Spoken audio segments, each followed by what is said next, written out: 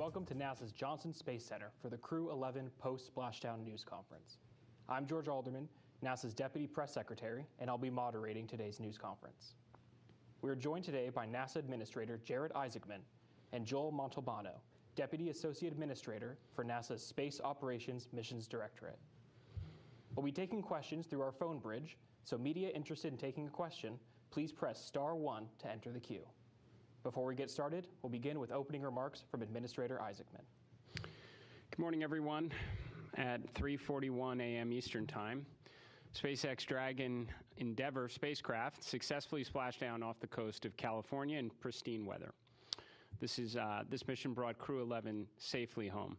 NASA astronauts Zena Cardman, Mike Fink, JAXA astronaut Kimye Yui, and Roscosmos cosmonaut Oleg Platonov are all safe and in good spirits. All crew members are currently undergoing the routine post-splashdown medical evaluation. The crew member of concern is doing fine. We will share updates on their health as soon as it's appropriate to do so. Over the past 5 months aboard the International Space Station, Crew 11 completed a series of demanding and productive mission objectives. The crew spent more than 850 hours on scientific studies, including research on bone loss and microgravity, and the long-term storage of cryogenic fluids in space with direct applications in medical and industrial fields.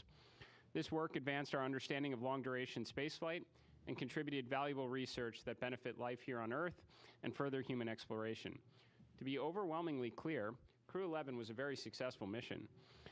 While this was the first time we had to return crew slightly ahead of schedule, NASA was ready. The team responded quickly and professionally, as did the teams across the agency, working closely with our commercial partners, and executed a very safe return. This is exactly why we train, and this is NASA at its finest. Spaceflight will always carry some degree of uncertainty. That is the nature of exploration. Fundamentally, it's why we're in space, to learn. It's why NASA prepares for the unexpected, so we are ready to respond decisively and safely. The successful return of Crew 11 is a direct result of that preparation. I want to personally thank the teams across NASA, SpaceX, our international partners who made this possible. Your professionalism, discipline, and commitment to crew safety were on full display. Because of your work, 4 astronauts are home, safe, and will soon be reunited with their families. You did this while making preparations for Crew 12, for Artemis 2, and doing the other things at NASA while we pursue our great mission of science and discovery. Well done. Now I'll turn it over to Joel Montalbano, Deputy Associate Administrator for Space Operations Mission Directorate. Thank you, Jared, and thank you again for joining us on this Dragon Crew 11 splashdown press brief. Just a couple things, awesome landing. We had the winds at the landing site were less than 3 knots. The wave period was very small. I think we saw about a 2.5 foot, but just extremely perfect landing opportunity today. And it was awesome to see the team take advantage of it and work towards this. It was just about a week ago that the decision was made to bring this crew home early. I can tell you we use the standard processes, the nominal landing support from NASA, SpaceX, the international partners. The team meticulously went through all the processes to get ready for landing, and we executed the same processes and same landing support that we would have done if we brought this crew home in late February. So just a huge thanks to everybody, and you saw the result of that today. This crew was in space just under 170 days. They performed a little less than 900 hours of science experiments on board. Those are hands-on science experiments. And that encompassed about 140 different experiments. They saw 5 spacecraft arrive, 3 spacecraft depart. And the work we did on the International Space Station for this expedition, as well as others, benefits humanity on Earth. It benefits and teaches us for exploration, for what we're going to use in the Artemis program as we go back to the moon and to Mars. Just a huge effort across the board by the team. In closing, I want to just thank the team. I'll do say one thing, that we did make a decision prior to today, a couple of days earlier, that we were bringing the crew to a medical facility in the San Diego, off the San Diego area. And so the crew will stay there. They'll stay there overnight, and we expect to bring the crew back to Houston on Friday, obviously pending the medical. And, we do this, we bring the crew there, we do the medical activities that Dr. Polk talked about with you a couple days ago, things we can only do on Earth. We're also doing the post-flight data collection on this crew. Every crew has a number of things that they've signed up for. We collect the data, and we use that to learn, help us in exploration. Also to give the crew some rest, right? It's been a busy time for them. We've been working them extremely hard throughout the expedition. It's been a long day. Give them some rest, everything with that. They'll be staying overnight. So with that, I'll hand it back over to George. Great. And with that, we'll move into questions. Our first question comes from Bill Harwood with CBS News.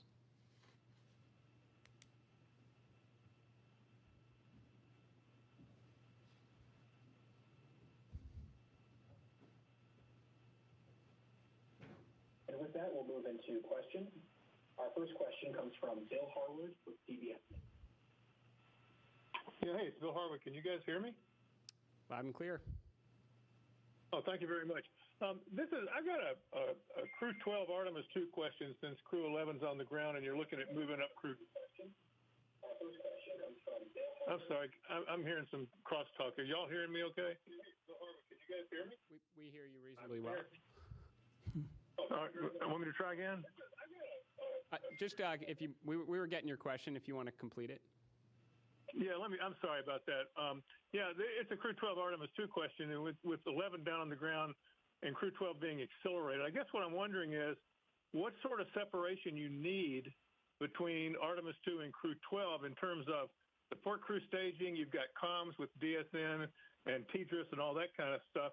I mean, there must be some minimum separation to avoid the kind of overlap that would prevent that. And it looks like you're really trying to do it. You're trying to get Artemis 2 off in the February window. But if you move up Crew 12, there has to be some minimum separation, I would think. I'm just wondering how realistic it is both of those missions can get off in early February. Thanks. Well, maybe I can start, and Joel, if you want to give maybe some of the technical components to that, like on comms and such. I would just say that this is exactly what we should be doing at NASA. I mean, we have the means as an agency, and it should be expected of our agency, to be able to bring our astronauts home at any time as required under circumstances like this, which is exactly what we did today with Crew 11, while making preparations to pull forward our next mission like Crew 12, while also progressing on our Artemis 2 campaign for what is going to be probably one of the most important human spaceflight missions in the last half century. I mean, I took a briefing a couple weeks ago on what happens in that what I would describe as the extremely unlikely event that we need to use 2 suit-up rooms at nearly the same time. And I was like, what a great problem it would be for the agency to have that. Now, what I would say is every one of these campaigns, while there is some overlap of some personnel and roles, are parallel efforts. We bring our crew home. We make preparations for our next crew to the International Space Station with Crew 12. We continue to go through the motions with Artemis 2, of which we've already stated we are not going to specify, which launch date we are going to pursue within the already published windows until we have Artemis 2 out at the pad and we get through a wet dress to give us the confidence. So at this point, I don't see any reason why we wouldn't continue along those parallel paths.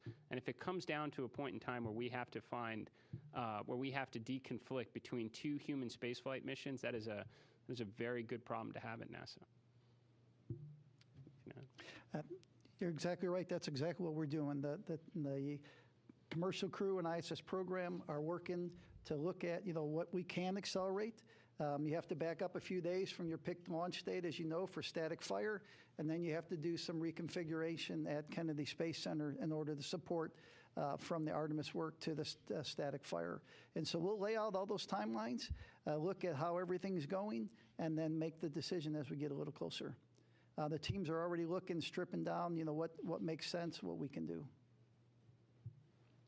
And our next question will come from Marcia Dunn with the Associated Press. Hello, good morning.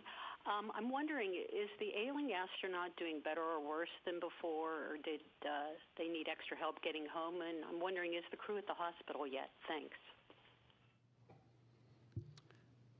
As I mentioned in my prepared remarks, all crew members right now are they're safe. They're in good spirits. They're going through the standard post-splashdown medical checks. I believe the helicopter, if it hasn't left the recovery ship, it's imminent to do so, and they're all going to the hospital as we had determined days ago as the proper thing to do under the circumstances. But as I mentioned, the crew member in question specifically is doing fine. And with that, our next question will come from Jeff Faust with Space News. Good morning. I know a formal lessons learned process will come later, but over the last week, has anything come to mind of things that you would do differently if this were to happen again in the future? For example, different procedures, different medical equipment on the station, things like that. Any lessons that have come up in the last week? Thank you. You know, the team's going to take a look at what happened. And right now, nothing has really jumped out. Like I said, we were able to use the standard process for the undocking work and the landing work, moving, you know, all the teams over to the West Coast, the NASA team, SpaceX team, the international partners. SpaceX did a lot of work to get us ready. They did some practice runs with the helicopter to the hospital. We contacted the hospital in advance to make sure they were ready, went over everything. Part of the lessons learned and what we do as part of the next flight readiness review for each mission is to review lessons learned from the past missions. So we'll do that, and then those lessons will be carried forward. Yeah, I would just layer onto this and say that it is standard process to conduct a thorough debrief. And oftentimes people associate that with what did we get wrong? And for sure, in any circumstance, you're going to capture lessons learned and apply it. I think when we go through the debrief on this, we're gonna learn a lot about the things we got we got right and did it very well, and make sure we apply that in other applications going forward. So this from my perspective, watching it play out from the time of the original situation developing to get our astronauts safely in the water and on their way to medical care, was executed almost near flawlessly. Our next question will be from Joey Roulette with Reuters. Hey, thank you. Question for Jared or Joel. NASA, of course, has said the astronaut has been doing fine and is stable, but was the astronaut never not in a stable condition throughout all of this? And then a second quick question, I'm wondering if this medical experience will inform any kind of research or be published in any paper after all this. Thanks. I think without going into specifics beyond what was already shared, obviously we took this action because it was a serious medical condition, right? In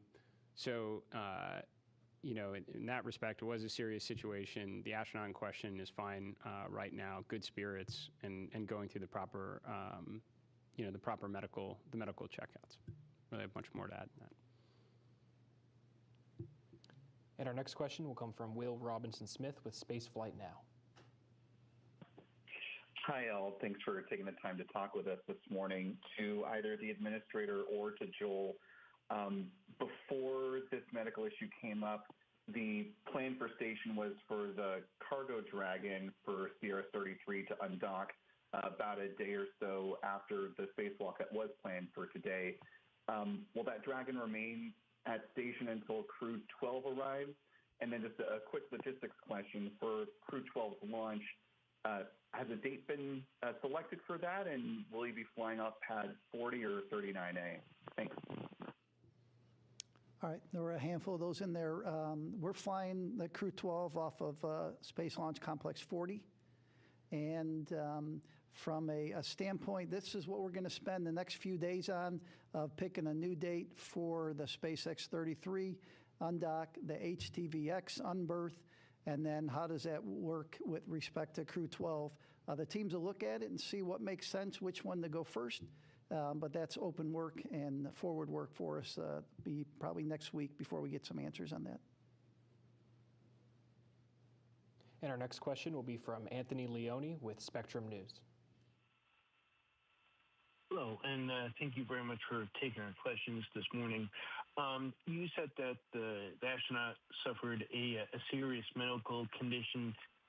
Would that be enough to prevent him or her from going back into space and doing another mission on the ISS? Yeah, I would think it's incredibly premature to even consider that right now. The highest priority is the health and welfare of our crew members. They just executed a near perfect mission on orbit. So I said that during the initial press conference that I think regardless of the phase of flight we were in on the the timeline on the expedition, we would have arrived at the same conclusion.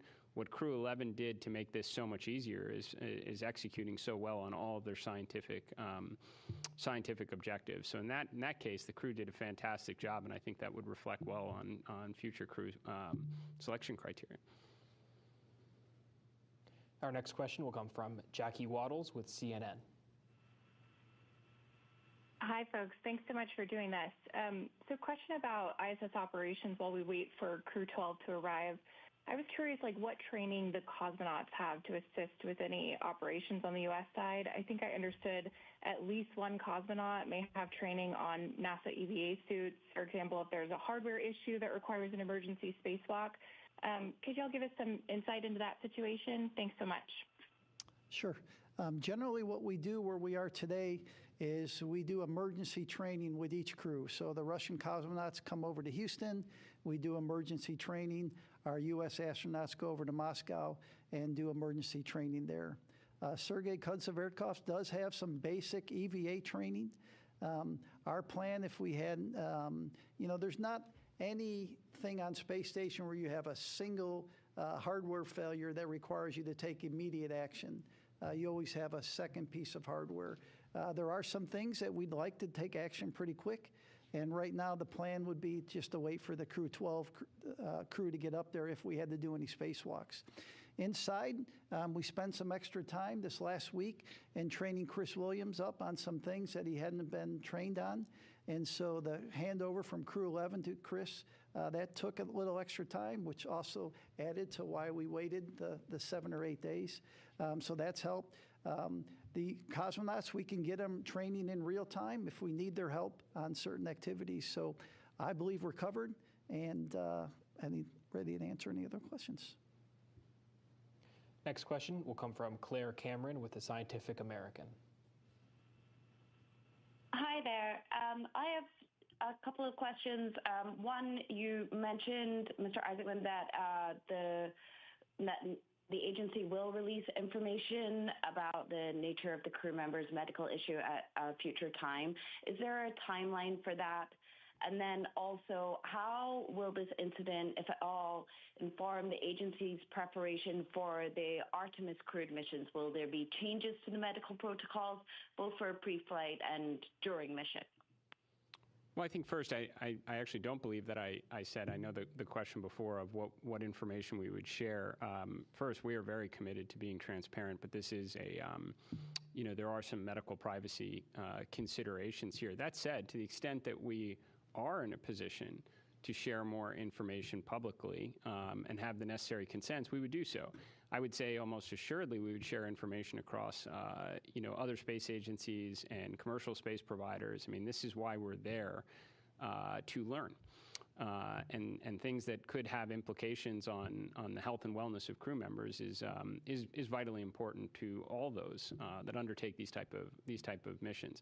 In terms of preparation for subsequent missions, whether it's on the International Space Station or on Artemis II, we're always learning here. I mean, that again is why we put our astronauts in this environment. I would say that there are a lot of circumstances, an incredible amount that we can train and prepare for to treat on orbit. And the International Space Station has exceptional capabilities. Our vehicles, be that Dragon or Orion, Starliner, have medical kits. There are some circumstances that will develop where you're going to want the option to come home. And we build that into our flight plans. There are early return options on Artemis II.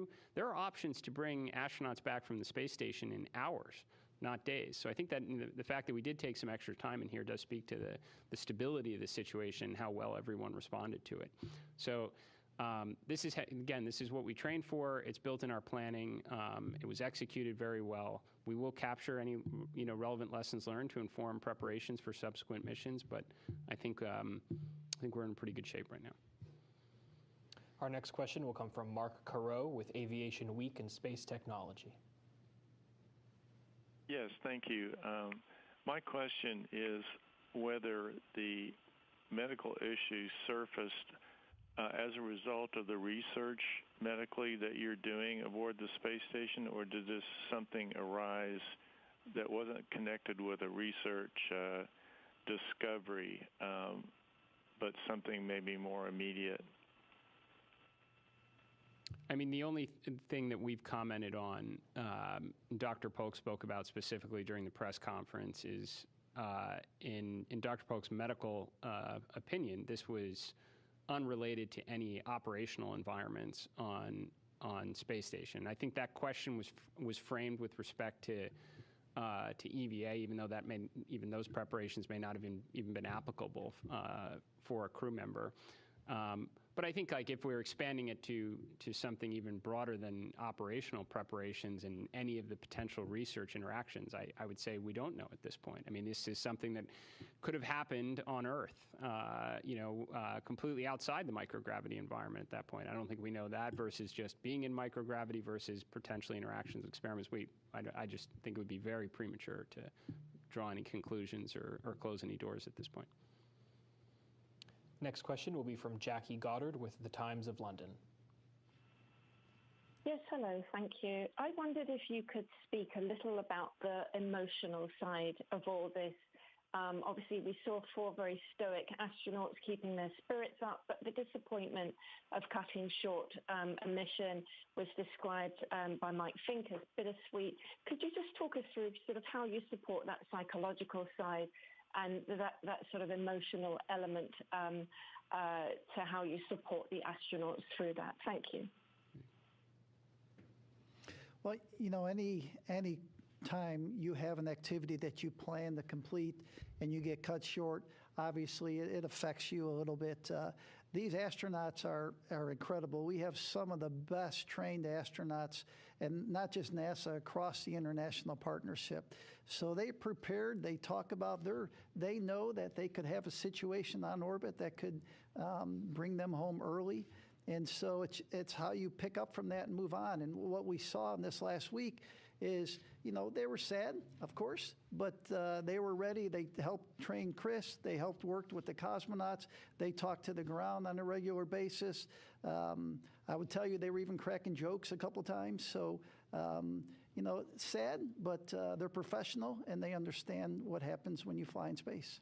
Yeah. I would just add that they could have been on a 1-year expedition and they would probably have told you that it's bittersweet coming home. Astronauts really enjoy being in space right now, but I think they should take comfort in the fact they executed extraordinarily well on an unexpected situation, and again completed the near majority of their mission objectives on orbit. Crew 11 was a successful mission. Next question will come from Richard Tu with the Post newspaper. Question for Joel. The reduction in crew on station right now, how will that affect ongoing experiments, and how are those remaining experiments prioritized? Thank you. So a lot of experiments, good question, a lot of experiments on board. There's a time element from when that experiment launched to when it needs to be complete. And so the priority will be to get as many of those time limited experiments done. So we'll work with Chris. Chris will be prime on that. He knows if he needs help, we can get help from either the ground or from his Russian cosmonaut friends. And so, but from a standpoint of, sure, there'll be less. There's, 4 less people on board space station right now. So there will be an impact, but we'll prioritize that on the time critical science. Next question will come from James Dowling Healy with West Hartford Community Interactive. Good morning. James Dowling Healy, West Hartford Community Interactive. I'd just like to start by saying welcome home to Crew 11, and I'd like to extend my best wishes to the crew member for a full and speedy recovery. And also, I'd like to congratulate Mr. Isaacman on his confirmation. My question is, how will the medical event impact NASA's staffing priorities on future longer-term missions? Has the likelihood that there will have to be a medical doctor on future long-term missions increased, or will non-physician astronauts receive more medical training? Thank you. I could start on that one. It's a good question, by the way. It's come up many times of would circumstances have played out differently had there been a physician that was still on space station? And I think generally the answer is no. That speaks to the extensive training all of the astronauts go through for medical conditions. I mean, extensive training to be prepared for this type of circumstance, which again is why Crew 11 responded so well. That said, we do have quite a few physicians that are in the astronaut corps. So you have pretty, the odds are pretty good that you'll usually have one, up there at times. But I don't think that would have changed the outcome. All that said, I think when you look at experience or qualifications, it's generally helpful for human spaceflight and for the astronaut corps, especially as we look at longer duration missions where we're hours away potentially from returning to Earth from the International Space Station, days away from the moon. But there will be a time that NASA will embark on missions to Mars, and in that circumstance, likely the human body is going to potentially fail before some of the technology that's enabling it, in which case having medical professionals that are available on those type of missions is additive. But I think specific to this mission, I don't think it would have changed any of the outcomes or any of our decision making. Next question will be from Marcia Smith with spacepolicyonline.com. Thank you so much for taking my question. You've mentioned several times that this was not an emergency, and that in an actual emergency, you could get the crew back much more quickly. And I'm just curious, how many places are there that you can land, since weather is always so difficult to predict? So you were very lucky today. You had these pristine conditions for landing. But if you had a real emergency, there must be places other than the Pacific Ocean that you can land. Can you still land, back near Florida, or where could you land in an emergency? Yeah, so we have the ability to land almost anywhere in the world. We have an agreement with the U.S. military to be there within 24 hours of a landing with PJs to assist the crew. And so we do have multiple opportunities. Now, it also can depend on why you're undocking, right? So if you have a space station emergency and you're undocking because of that, you can wait. There's time, and you can just stay in orbit. The Dragon vehicle has a capability of about 5 days of reflight. You use about a day-ish going up, so you do have some time. If it's a medical thing and you need to get home, you'd come home anywhere in the world, and we'd use the U.S. military to get to them as quickly as we can, and then from that, we'd figure out what the next steps would be. Yeah, I mean, that does speak again to, the stability of the situation, because you do have the capability to get in the water within hours. You just ideally want to be in the water in a situation where you can actually help the crew members. So certainly being in the middle of the Pacific or Atlantic doesn't serve us very well. But we can constantly evaluate splashdown locations with acceptable weather that might be in international locations, but could get a crew member to medical care urgently if necessary. And we're constantly assessing that. It wasn't necessary, obviously, in these circumstances. Next question will be from Manuel Mazzanti with Exploración Espacial. Thank you so much, Manuel Mazzanti, Estación Espacial. The main reason for bringing Crew 11 in an anticipated way was to try to have further medical exams on this crew member that was not feeling well. I wonder, are these medical evaluations going to be led by NASA or some other institution? Thank you.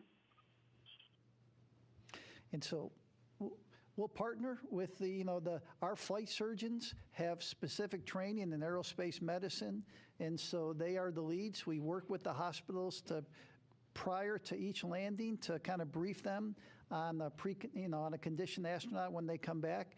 And so it'll be led by our flight surgeons, but we'll obviously with the hospital in California, we'll be using their resources, so we'll be working cooperatively.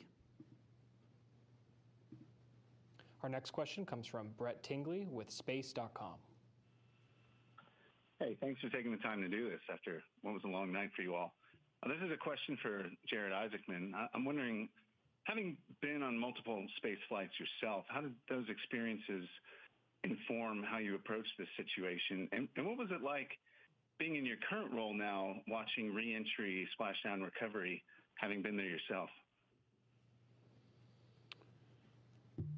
So I would just say everybody here at NASA obviously is an extraordinary amount of experience preparing for situations that never would have been applicable to any of my previous training. We obviously didn't go to the space station. So I was just happy to observe all of our plans going in motion as expected from the time the original situation developed through the successful, at least, conclusion to the spaceflight component of it today. And I would say, do obviously have a lot of experience with Dragon vehicle, and that's why I was, I think, in a position to follow along and know that we were doing things in absolutely the correct way.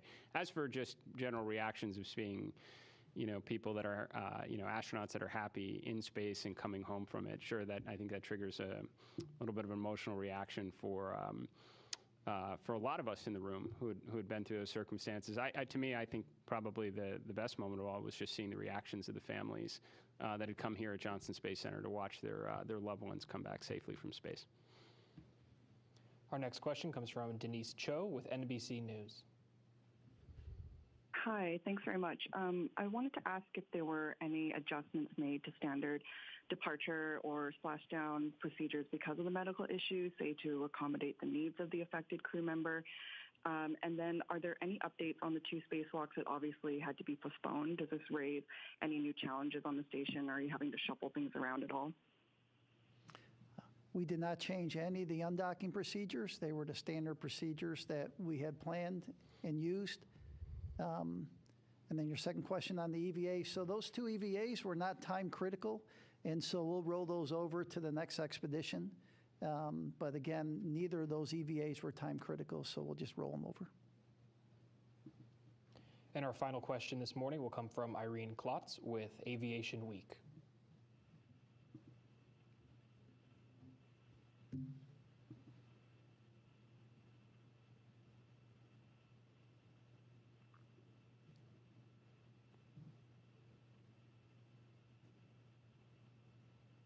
Irene, please hit your mute button.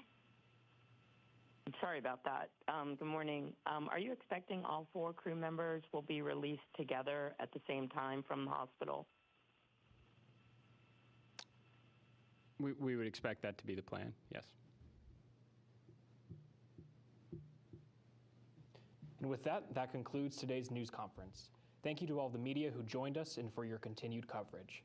We look forward to hearing from the crew in the coming days during their own news conference. Please watch for an upcoming advisory with those details. Until then, thank you, and we'll see you next time.